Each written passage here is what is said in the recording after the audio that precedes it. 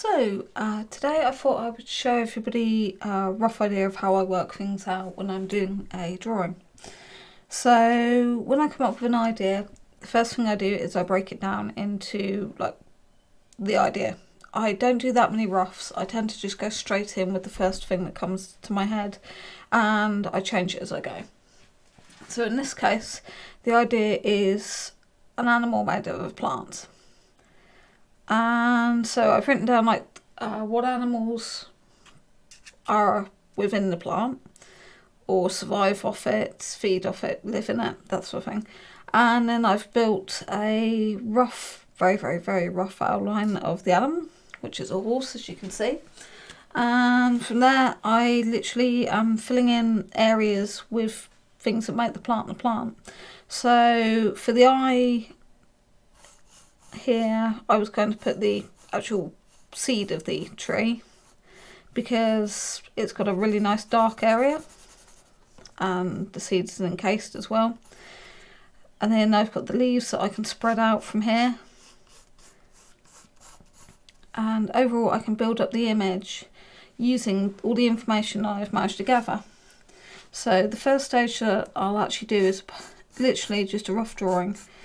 I try and keep the actual shape of the original animal and even down to the muscles. So if you see my Holly Fox image, you'll kind of see what I mean. With some of the bits, it is a lot harder to incorporate the idea into the shape, but that's part of the fun of the challenge. So these bits, I've two minds to do leaves. Also, I've got to take into account the curves and the three-dimensional side of things. So I need to make sure that all of my elements are the right shape and in the right place.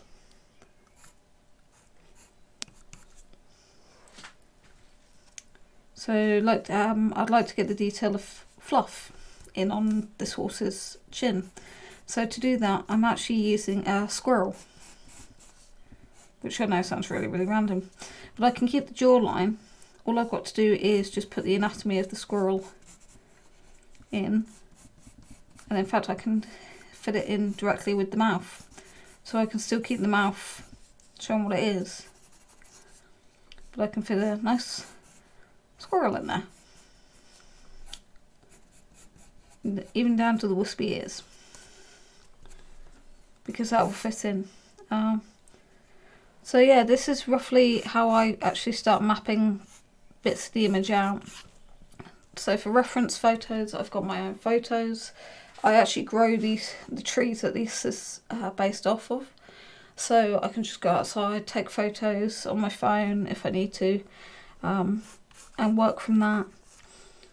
So from kind of start to finish with this image, it's probably going to take a little while. Bring out the noise one. I just want a nice clean line. It will take a while, and I'm still deciding on what medium I want to use. So do I want to use markers like I have with my other work, or shall I be a bit bolder and use markers and colour pencil? So I've got quite a lot of investigating to do with different mediums. So once I'm happy with a kind of rough draft like this, then what I'll do is I'll go and copy several different ones, and I'll do different medias on each one. That way I can see what fits the best. I'm really, really, really tempted.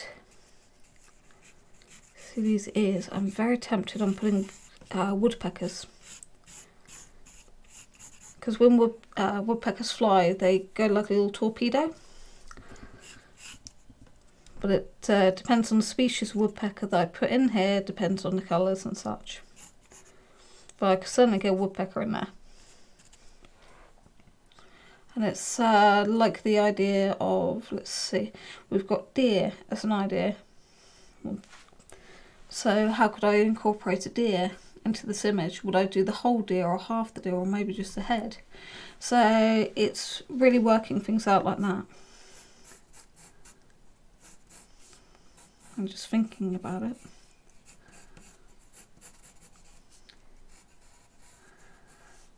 I could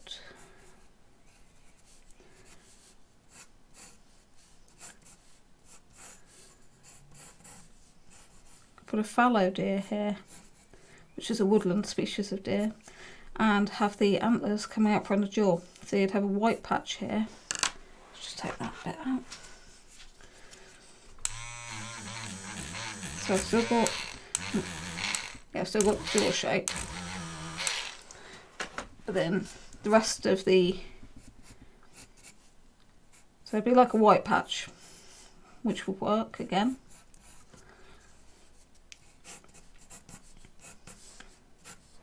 The skin itself, I'm thinking of doing as bark of the tree. So that's again another part incorporated.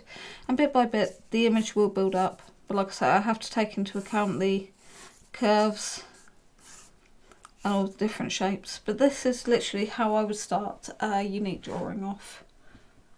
So I just thought I'd share that. So, hope this has given you some ideas on how to start drawing. Sometimes it is best to just rough out a load of ideas, put them down. For me, I find it takes too much time. I want to go on with the main image.